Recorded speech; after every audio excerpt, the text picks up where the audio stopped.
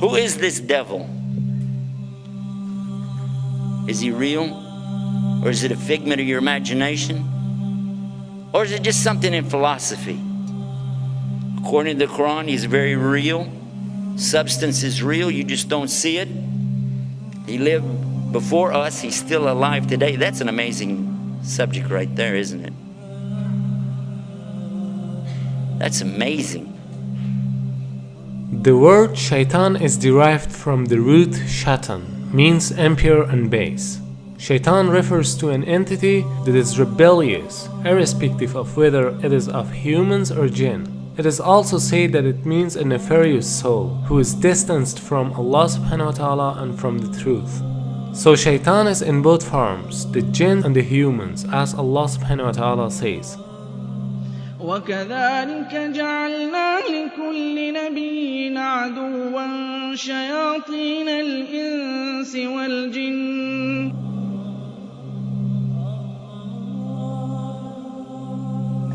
Now what is this about the jinn? Why do you have to believe in that? Well, they're part of something called al-ghaib.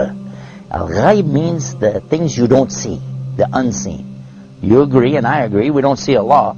Okay, so he's in the ghaib, the unseen. We agree there are angels and you don't see them. They're in the ghaib, unseen, made out of light. And now the jinn, and we don't see them. They're also in the ghaib. They're made from a fire which has no smoke to it. And if fire has absolutely nothing like smoke to it, or that it could be that you don't see that either. There's heat that you don't actually see, isn't that true? The both kind of shayateen are trying to lead people to evil deeds. The jinn kind of them are whispering to your hearts so that you can't see them or hear their whispering. And the human kind of them are whispering to your hearts in a way that you can see and hear but not realize it as whispering. And he can be anyone, even a friend of you who suggests you for drinking alcohol or any other kind of evil deeds. As far as the question is concerned with Iblis, it should be noted that shaitan is a common noun, whereas Iblis is a proper noun. Iblis is also from among the jinn, who was the first creature that disobeyed Almighty Allah's command. We don't see the jinn, but we said that they have choices. And they were making choices even before Adam or human beings were ever created. And their choices were sometimes good, sometimes bad. From them comes the one we call Lucifer or Iblis. And who is that? Who is Lucifer? Who is Iblis? You might say he's the devil, the Satan or Shaitan as he's called in the Arabic language. But actually, he started out as a worshipper of Allah. And he was worshiping and praying to Allah and extolling Allah to the extent that Allah raised him up to be even with the angels. Now remember, this guy Iblis is not an angel, but he was worshiping alongside of them because of his ibadah or worship, being so lovely, and Allah raised him up, you see. But then what happened? And this is an important story. So we'll digress from a moment from our beauties of Islam to go into this to get a concept here to understand a big mistake that some people make when they say that he's from the angels. Angels don't make mistakes. They do as they're commanded.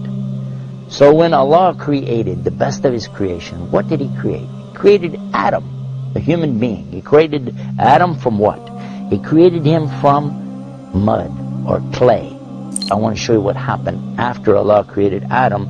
Allah ordered all the angels, bow down. And all the angels did because they have to do as they're commanded. And they bowed down. All of them bowed. Except Iblis. He didn't bow down. Now if you read this in context, you understand that he was not an angel. But if you just read the words, all the angels bowed down except Iblis, you'll say, well see, that means he was an angel.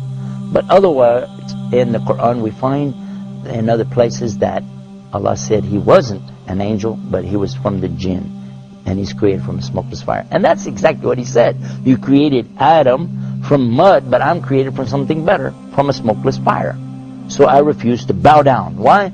Because I'm better than him. I am better than Adam, and I refuse to bow down to him. And by so doing, he disobeyed Allah. And whoever disobeys Allah, he's in trouble.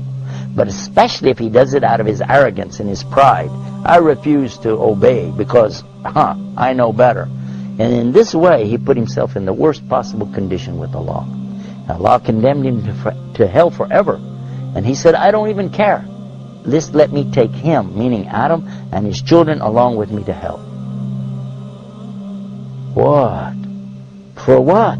Because of this thing called pride or arrogance. Kibr in the Arabic language. And what is kibr? And kibr is something comes from kabara. Kabara is the root of the word akbar. And only Allah is akbar. Allah is greater and greater and greater than anything. But a human being has no right in front of Allah or anything it's created.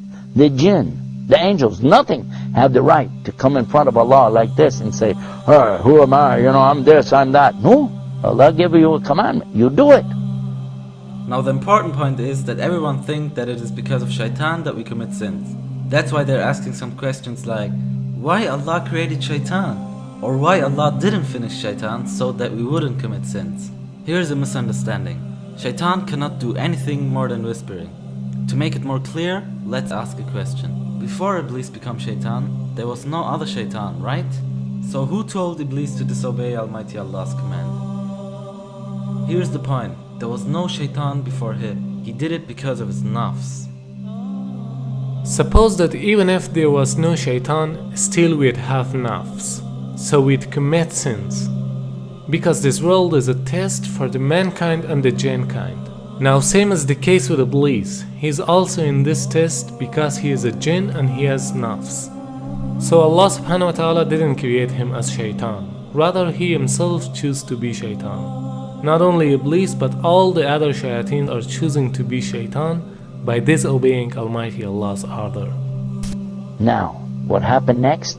Well, that's when Allah told Adam that he could have anything that he wanted in all of the paradise. Go ahead, enjoy. But there's one tree, don't eat from it. Of course, you know what's going to happen.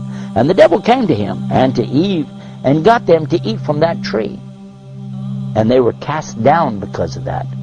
But Allah knew from the beginning they would eat from it. That's why Allah put it there. Because this life, and this is the whole reason for me telling you this story, so you can get this one beauty of Islam, to understand this one thing. This life is nothing more than a test.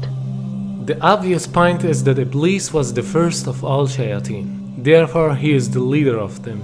And all shayateen are tools for this test, even though they are also giving test.